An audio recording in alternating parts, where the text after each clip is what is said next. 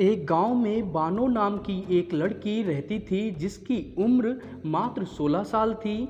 उसका विवाह कैप्टन जोशी से कराने के लिए बात चल रही होती है और उसका विवाह अंततः कैप्टन जोशी के साथ तय हो जाता है और मात्र 16 वर्ष की उम्र में उसका विवाह कैप्टन जोशी के साथ में संपन्न करा दिया जाता है। विवाह के मात्र 3 दिन बाद युद्ध छिड़ने के कारण जो कैप्टन जोशी होते हैं उनकी छुट्टियां कैंसिल कर दी जाती है और उनको बसरा के लिए जाना होता है। वो पूरी तरीके से तैयार होकर के बसरा के लिए निकल जाते हैं। उधर इनकी जो सास होती हैं वो इनको परेशान करना शुरू कर देती है, साथ ही साथ परिवार के अन्य सदस्य भी इसको परेशान करते हैं।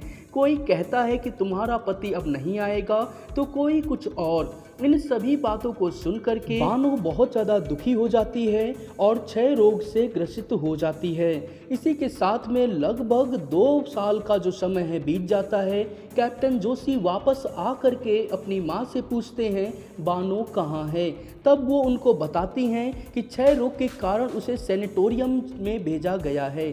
जहाँ पहुँचते ही डॉक्टर उन्हें बताती है कि बेड खाली करिए, अब ये नहीं बचेंगी क्योंकि क्षय रोग एक लाइलाज बीमारी होती है। इसके बाद में लाटी बहुत परेशान होती है। वो कैप्टन जोशी की सलामती के लिए रात में बिना बताए वहां से भाग जाती है और जा करके आत्महत्या करने का प्रयत्न करती है और वो वहां से कूद जाती है। इधर कैप्टन जोशी बहुत ज़्यादा बानो को ढूंढते हैं, परंतु जब उसका कोई पता नहीं चलता तब उनकी माँ उनको दूसरा विवाह करने के लिए कहती हैं और कहती हैं कि अब बानो वापस नहीं आएगी।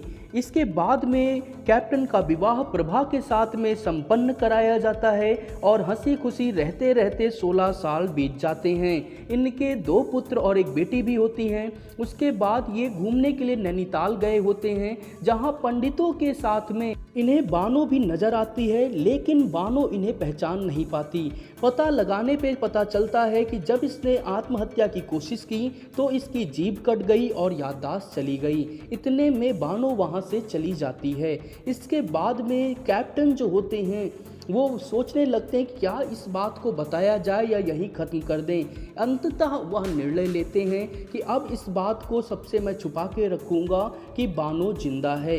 बाद में पता चलता है कि बानो का अब नाम लाटी पड़ गया है। लाटी का अर्थ होता है कटी जीभ वाली, और बानो भी साधु संतों के साथ में हंसी खुशी रहने लगती है।